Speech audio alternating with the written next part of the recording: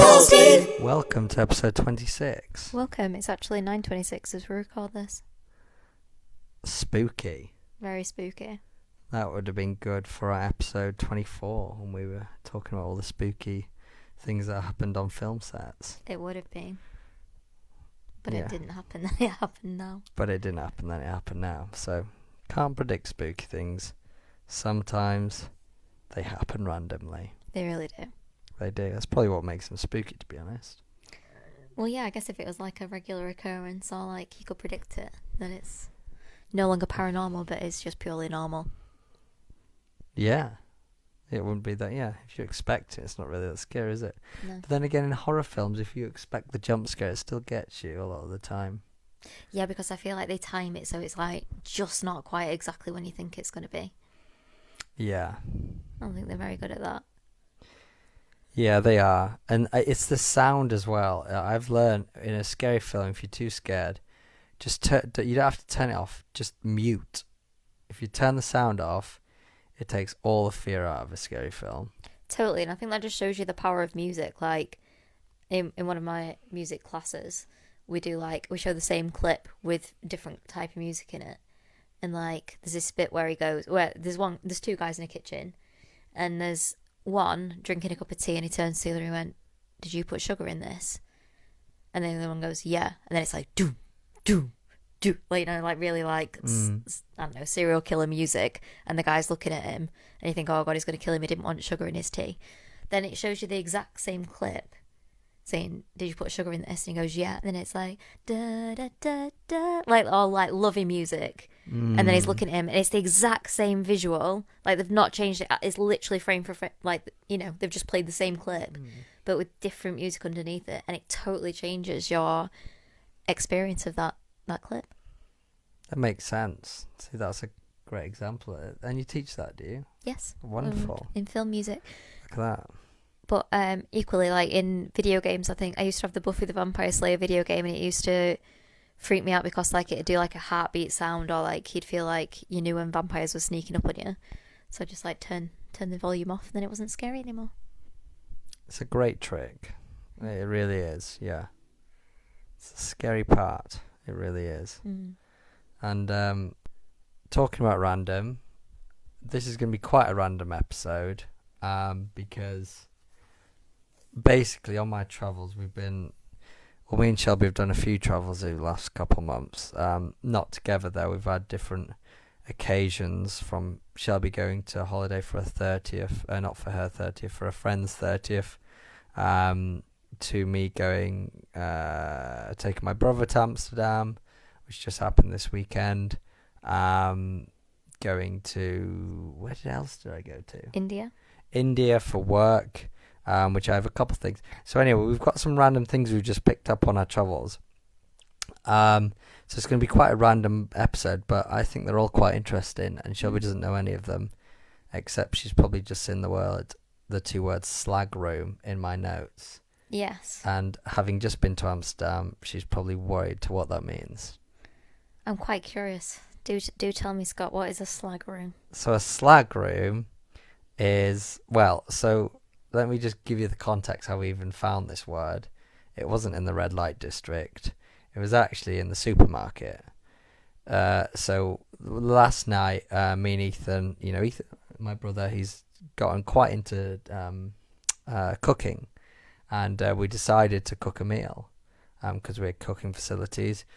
But if you've ever tried to get a full shopping list in a supermarket in another country, it's quite confusing. Fruit and veg is straightforward because you just look at it. But, when it comes to other things like butter, cream, yogurt, it's not always so obvious. No, like, was it in, I don't know if it was in Italy where you got something, you thought it was Greek yogurt, but it turned out to be like something else. I think it was cottage cheese. Yeah, something like that. Yeah. And it's just not clear at all because it'll have a really similar name. And like, side note, olive in Spanish is aceituna. Right. So it's not like Olivia, as you might think, or like, I don't know, in Italian it's something, a lot of the European languages sound really similar, like olive, etc. Mm. But Spain was like, no, we're going to call it aceituna, as in like the tuna, so the acid of a tuna, because like it smells like, I don't know, I can't understand the logic. But then like olive oil is like called, I don't know, I'm ruining this, but like, so they call an olive itself aceituna, but in olive oil, they do call it something like olive Just call it oil. olive oil. Yeah, which It's is like, ridiculous. it's just so like, just why make it extra confusing? Yeah, I mean, there's some things with languages that do piss me off, and I guess I can come round to foods being different. It's still annoying, Mm. but I can't get on board with the names of countries being different. That really The names pisses of me off. countries. Yeah, so in different languages, the names of countries are completely different. Yeah, like why is it not just like, why do we not just all call Spain España? Exactly. Like we should just call it by its name in its language. Yeah, in Welsh it's Spain. Sorry, with a B, Spain. It's just got a B instead of a P. Why? It's silly, innit? That's so I random. don't know what it is in French, but it's yeah. It that annoys me, but it'd be great if that also extended to food items, but it doesn't. Well, then I guess it'd just end up extending to every noun, everything. Yeah. Just be like, So food, I guess I can why can't you all accept. just speak English? Yeah. Oh, yeah. It can be confusing. And anyway, we were trying to find cream, and it all looked the same. It all looked like yogurt, and it wasn't. Some was cottage cheese, some was cream, some was yogurt, some was God knows what. But anyway, there was what we thought was it. It said slag room on. Mm-hmm. And we thought, what the fuck is slag room? That doesn't sound good. And yes, slag room means cream in Dutch. That's because that's what the men do when they go in a slag room. Well, maybe that's it. Yeah, I didn't think about that. Yeah, slag room That is. was a terrible observation, but maybe that's Well, it. it adds up, doesn't it? But I mean, I was just so shocked. It literally says on the front of it slag, then room as two separate words. Interesting. And then we saw it multiple times. Like, this actually means cream. It's crazy because we're trying to translate it with Google Lens, but so that was bizarre. Maybe not that interesting now I've said it out loud. Well, no, But, I think there's many like, there's loads of different things in there. Like if you say it in a different language, it sounds like something Yeah, naughty rude or or yeah. I'm sure we've seen others, but that was a recent one I saw. It was silly. Another thing I want to say about Amsterdam, they have a nice airport. It's too big, but it is nice. Is it the biggest in Europe? I bet it is. Yeah. Is it the KLM? It is, yeah. Home? Oh, yeah. It's the KLM home. It's the one that you will do a lot of international flights from. It's a real central. A lot of people will transfer in Amsterdam. Yeah. Schiphol. Oh. But two things I particularly liked about the airport, or three, should we say? One, the people are lovely. Two, it's a silent airport, which I'd never picked up on before. What that means is there's no announcements. That would be a good place to record a podcast, unlike where do you record it? France? Nice? Nice, I believe, yeah.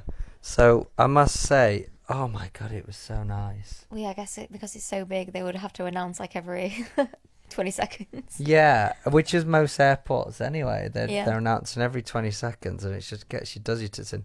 But I must say, it had such a profound impact on just how calm I felt. Like, the people were lovely in security. There was no announcements going off every 2 seconds. I just felt calmer in an airport, more calm than I would usually feel. So it was a nice touch. And also in Amsterdam Airport, there's this really cool, I've got the video in front if you want to see it.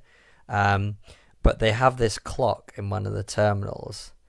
And what they did is it looks like a man. You should look it up on YouTube. It looks like a man is inside the clock, and he's painting the clock hands. It's really cool. It's like a man in a blue jumpsuit. And And what he does is he paints the hands every minute. Wow. Yeah. So to tell you the time, every minute he paints the hand on a different minute. And like in between those painting, is he just chilling there or does he disappear? No, so by the time he finishes the painting, he's then cleaning up the painting, and then he's starting to redo the oven. By the time he finishes that, it's another minute. Yeah. Oh, interesting. It reminds me a bit of that. I can't remember where it is, but have you seen that machine that like leaks oil and it's constantly trying to clean it up? That does ring a bell. It was like, I don't know, made me quite emotional. Oh, in a museum. Yeah. I think it's in Japan. Yeah, it's been going on for years, isn't it? Yeah, and I don't know if it's it like ended out up. of control, I think. Yeah, it was just No, really it just- sad. Like I felt really emotional about it because like the more it cleaned up, the more it leaked out. So it was like a never-ending. Yeah. So yeah, it reminds me of that. But the guy constantly painting the clock. Yeah, that's quite a sad undertone, that. And a good, a powerful representation of the problem we have. Mm. Where I guess this one's just artistic. Does he look happy?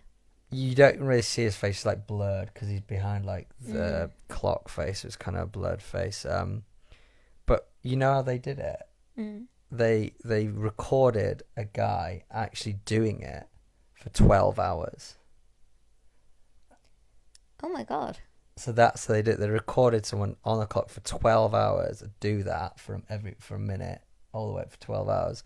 I guess they broke it up for the poor guy, and then they just planted that video within it. Yeah, That's wow, impressive. it's impressive. It's really cool. It's next to like some food in one of the main terminals. I think it's Terminal 2. I think we came out of Terminal 2.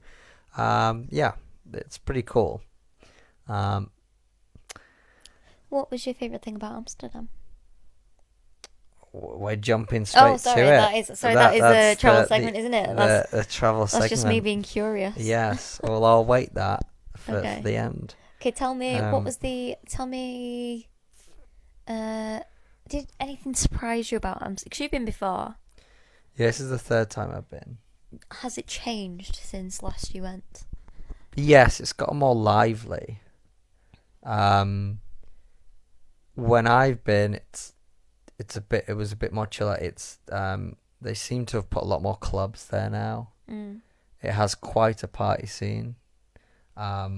So you really could go there for, it's well set up for stag do's, hen do's. It's set up for and it's also set up for a couple's retreat because it's just beautiful, especially at Christmas. It's the second time I've been at Christmas, and the central station is lovely. They've got lights everywhere. It's really pretty. It's quite cold. I bet. But it's nice. The air's fresh and it feels good, especially if you're enjoying the things that they provide there. A bit of fresh air can help you out. So, yeah, it's really... What's quite quirky about it is everything, the main area is all between these canals. So it's a pretty cool vibe because just all these main sort of like, I don't know, maybe 6 or 7 streets are just full of people. And down the street you have clubs, you have tons of restaurants, you have loads of takeaway. And there's some really nice restaurants. Some look really, really nice, really fancy. Loads of takeaways of the best pastries. Their pastry game is on fire. I'm going into the best things there. But you said I'll go back to unique. But yeah, I'd just say they seem to have added a lot more clubs and party scenes from what I've seen. And it seemed like less cafes, as in smoke cafe. There are a lot, I'll be honest. There are a lot, but from when I last went, I felt like there was a few less. Yes, like I may or may not have tried to take my brother to one called the Grasshopper, but they stopped it about 4 years ago, and that was just a restaurant. So we may or may have not gone to a different one. Wink, wink. Wink, wink. So so that would probably be the big difference. Yeah. How was the food? Generally. Like, so you said that there were a lot of nice restaurants, but like what the cuisine, the pastries were good, but like what what cuisines did you experience in Amsterdam? Nothing Dutch. Nothing Dutch. To be honest, Amsterdam are great for their pastries. The rest of the restaurants are all other cuisines. I'm sure somewhere buried in there would be a local Dutch restaurant. I can't say I saw one. I mean, we were enjoying ourselves. We were drinking, we were smoking, so we just wanted all the junk. So we had New York pizza, which was great, like these big slices. We had an unreal big waffle that had chocolate on chocolate on chocolate. Had Buenos on it, chocolate. Oh, it was unbelievable. I couldn't even finish it. Ethan had to help me out. And we made a carbonara on the last night, which was a bit too cheesy, but it was nice. Yeah, I'll be honest, they're known for their pastries. I don't think the Dutch are really known for cuisine. And I'd probably just offend some Dutch people there, but I've not heard of anything that is special. Maybe it's a sausage of some sort. Maybe, yeah. It's not something that, like, you don't get Dutch restaurants, do you? No, I don't think they're massive on the food, not bringing it out. Yeah, it's like Switzerland. It's like, oh, what's Switzerland known for? It's sausage and potatoes. Cheese. Of course, they're cheese. Yeah, and they're chocolate. But I mean, yeah, Isn't okay, that they've got a interesting? bit more. Don't you find it interesting that we have, like, Italian restaurants? I would say Italian's the most popular. But Yeah. we have, like, Greek restaurants, we have French restaurants, we have Mexican restaurants, Italian, and we already said more Italian, Indian. But then, like, we don't have Swedish restaurants, or we don't have Norwegian restaurants. Like, don't you find that quite interesting? Like, there's only specific countries that we take the cuisine from, and we franchise and, like, have lots of restaurants in. Yeah, I wonder whether it's because their local cuisine just doesn't, isn't as loved, or I don't know what it is. I can't really put my... Because maybe not quite unique, or... Yeah, because to be fair, like with Italian, pasta and pizza, that's... I mean, that wasn't something they just fabricated for the world to love, was it? That's always been the heart of Italy. Yeah. Like French fries, that's always been the heart of France, but it's on frickin' every meal you could buy fries. Yeah. So I don't know, I guess it just hasn't translated. I guess especially like Swedish or like Norway food, I bet that would be like, what, whale or something. Maybe. Like meatballs. Go to IKEA cafe. That's Italy, no meatballs. I don't know, the Swedish meatballs in there. Oh, right, yeah. I mean, Germany are the brats first, they have them. Pretzel. Pretzel, is that from Germany, is it? Yeah. Wow, okay, go that. Germany, well, they're very good in Germany. Beer. Yeah, we'd have to look it up, but when Ethan did have a little look online, he said, yeah, there's nothing but pastries on the blog, so... But their pastries are great. Their pastries are great. Like, if you go to Dutch... to be honest, Europe and just in general, pastries are very good, but I think Amsterdam is particular, or Netherlands is particularly good. It's particularly good. Some other random things from my travels that I've learned, and I don't want to... So in Delhi, when I was in India, my colleague... so in Delhi, basically, after Diwali... Basically, around Diwali, a lot of things happen. Of course, the celebration, but they set off a lot of firecrackers, which we know about because of Chinese New Year in Malaysia. It was like, a bomb going off every night. And also the farms, they burn a lot of crops around that time. Now, and obviously just the general fumes from cars. Now, because all of this all happens in one condensed month, what happens every year in India, especially Delhi, is this big, thick smog just encapsulates the entire city. And my colleague's actually been ill 3 times within like a month. He's had to get off work. That's awful. Yeah, that's but the pollution level gets so bad. If it gets to a certain point, school's called off. Wow, that's horrendous. That's how bad it gets. For a full month is what happens. So even schools are called off. Things are shut down. Anyway, so this happens every year, and people apparently it's getting worse every year, and it's just like you can just see a big thick grey like cloud around Delhi. Like you can see it. It messes it, but everyone gets ill, and yeah. Anyway, the government. So the way they're dealing with it, which I just found fascinating, is one day of the week. So 2 days in the week.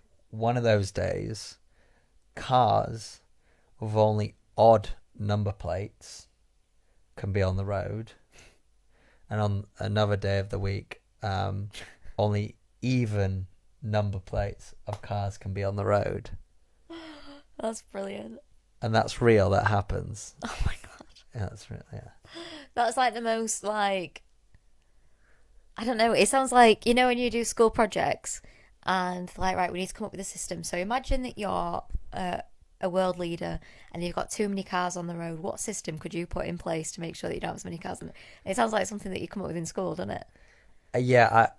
I said this to my colleague. I was just like that. Are you being serious? Because I was like, surely they don't enforce that. Like, is it odd cars on odd days and even cars on even days? Or what? Well, exactly. There's 2 days in the week, and one of those days is only odd cars, and the other day is only even cars. And apparently they do enforce it. I bet people just slap on a different license plate. Well, maybe they do, because, like, what about if you're in an emergency? Like, what about your job? Like, well, what yeah, you exactly. do? You'd have to carpool for the day, right? Yeah. And he said, yeah, you've got to. Wow. You'll get fined like £100. You'd have to like buddy up with someone with the opposite. Literally, you'd have to carpool. But imagine if your wife's giving birth, or like an emergency. Like, I don't know. I feel like giving birth in India would be the most stressful experience anyone could ever go through. Yeah, I don't know how The to utter do chaos it. of the roads. Yeah, I couldn't do it there. I just getting to the hospital would be a nightmare, wouldn't it? It really would. And then, when you get there, there'll be about 10 different doctors telling you to go in 10 different directions. Yeah. And when you get to the room, you'll get moved 3 times. Yeah. And then you'll have 5 doctors all come in at different times saying they're all going to be your doctor. and then a 6th one will come in and actually be your doctor. Yeah. And then tell you everything probably in 2 minutes. Mm-hmm.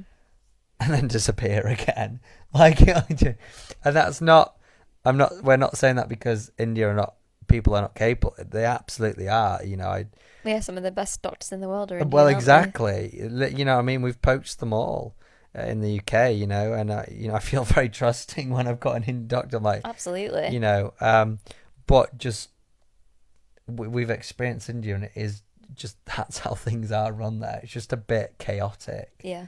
And just generally, like, I think everyone wants to help you, but it just gets very overwhelming and confusing because you'll have 5 people telling you 5 different things all at once, but they're all trying to do the same thing, and it's quite overwhelming just generally.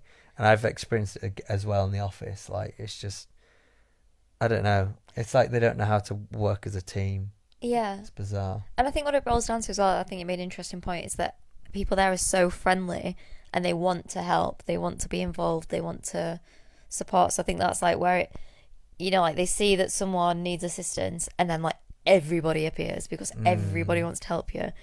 And that's just not anything that we're used to. We're used to, oh no, don't know, sorry, to everything like in the UK. So like I think it's just a very stark contrast difference of like helping culture and community as well. So I think it's a nice thing for us. It can be quite stressful because we're not used to it, but I think at the core of it, I think it's from goodness. Yeah, it would be funny to see a German in India. Oh my god, that would be brilliant. It'd be so funny. And we say that because Germans are, how do I explain how they make decisions? I don't know, matter of fact, logical, like methodical. Yeah, methodical, and we'll just be to the point and we'll not waste time, and we'll just, if they can help you, they'll give you an answer. It'll be done within 30 seconds. Whereas an Indian will spend 10 minutes confusing you. So it'd just be so funny to put like, German guys never left Germany into India. because I just think he'd be baffled by the whole process of just like trying to get to his room in a hotel. Yeah, but anyway, but that's why we love traveling. You know, every culture's a bit different, and we love them all, and they all have, you know, all the good, the bad, and the ugly, I guess. Another interesting thing is this is quite a sad thing, really, but I thought quite interesting is so in Mumbai, well, in India just generally, they have a lot of beggars, right? And which, you know, you'd expect a lot of people on the streets. So what's interesting is a lot of these people are trans. Oh. And I was like, why is that? I was really interested about it because I could tell it was a trans woman that was, you know, knocking on window.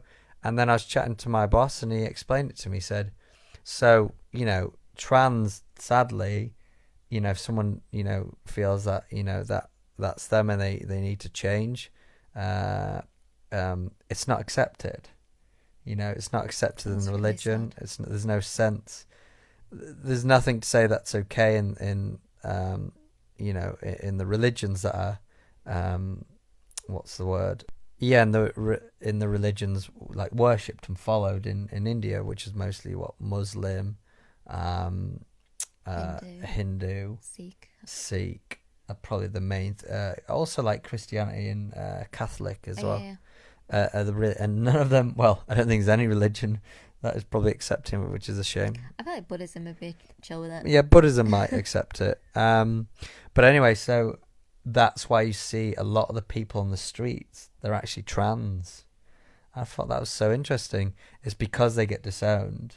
Or the family disown them, and then apparently they've become a beggar, a prostitute, or an entertainer. Like, you know, they'll have an instrument and they'll entertain on trains or something. So they tend to be the three things they'll go to Mumbai in hopes with to get some more money. And they all have like their own areas. Apparently it's quite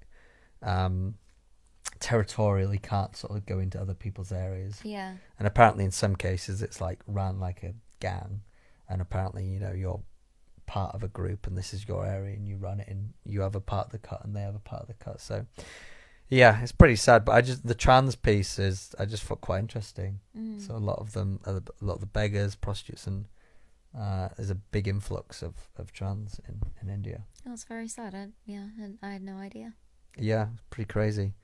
But I know we're coming up to the end of the episode. I did have one other thing, which I'll quickly just say, is my colleague has to get 4 trains to get home. 4 trains. And they're so packed. They actually, on the last train, the third to last train, he deliberately gets a train that goes further than his stop, just because he knows the train from that stop he'll be able to actually physically get on easier to get back to to where he's trying to get to, because he says they're just so full. So he deliberately goes away from his location, so then he can get another train which will be emptier to go back to where he's trying to get to. It takes him like 2 hours on 4 train. Yeah, it's crazy. I would not want to do that. No, I would not. So Scott, do you want to tell us your favourite and least favourite things about Amsterdam and your recent trip to India? Yeah, I'll do Amsterdam because we've done. I believe we've done India. So Amsterdam, best thing. I mean, I'm just gonna say it. Marijuana's legal, and it's great. You know, that's wonderful. I don't really know what to say. You know, it's so accepted. You know, there's cafes there. They're super welcoming. Everyone's super nice. You can just go in there. Is there any so like, you know, in Thailand, it seems like the locals hated that it was legal. Okay, yeah. Do you know what I'm referring to? Like a lot of the wait staff would like hold their nose if anyone was smoking, like they pull faces. Like I feel like locals were really against it being legalized. In Amsterdam, is that a similar vibe, or are people there just like, is it widely accepted and people are happy about it? Yeah, the former, yeah.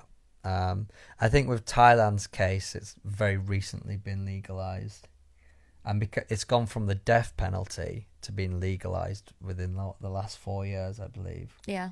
So I think that sharp change, when you've always been told it should be the death penalty, I think that's probably a big reason for that. But no, Amsterdam, it's been legal for a long time, and yes, I would say the best way to explain it is it's professional. You know, I explain it like this. I remember being in a cafe one of the times, and it was like 5 p.m. You know, end of a work day, and watched a guy come in his suit, walked in. You know, we'd been there all day.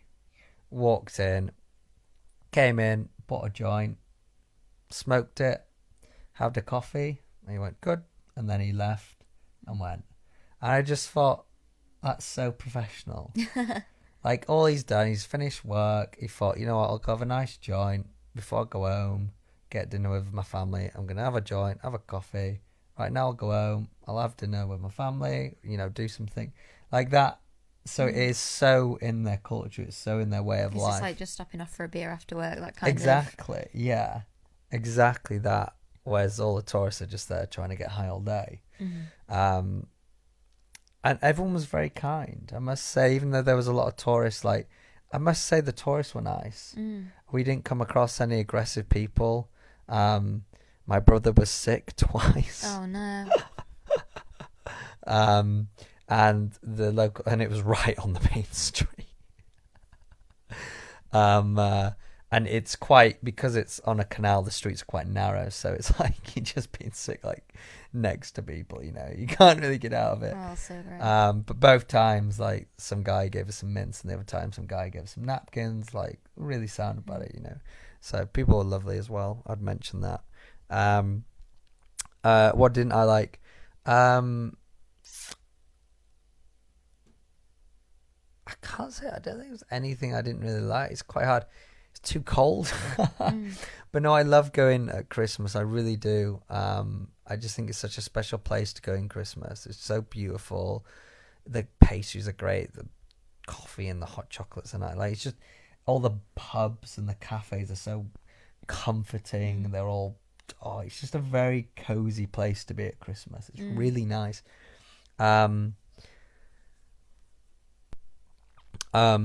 Just thinking what I don't like, and this is a bit kind of Amsterdam, I guess can't change this, but the accommodation is very expensive there. I guess just how popular it is, but yeah, you can do the hostel and everything and get it at a reasonable price, but you know, I'm of an age where I like to have the comfort now, and I wanted me Ethan, you know, to have a private space, you know, have a kitchen and that, and it was really expensive.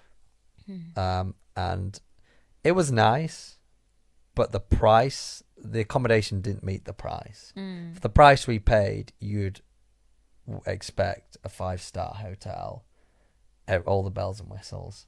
It was it was very, very expensive.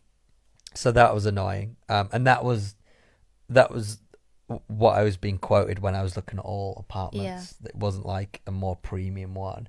It was maybe a little bit more because the other ones were only a little bit less and were just way worse.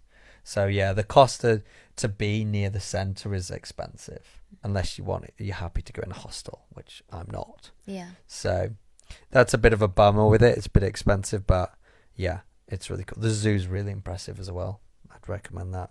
Got to see gorillas, wolves, lions. It's really quite cool. So I recommend it, especially at Christmas time. It's a very lovely place. Very nice. I'm glad you had a good time.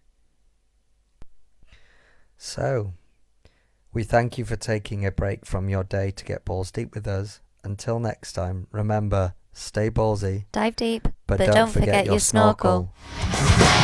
Balls deep.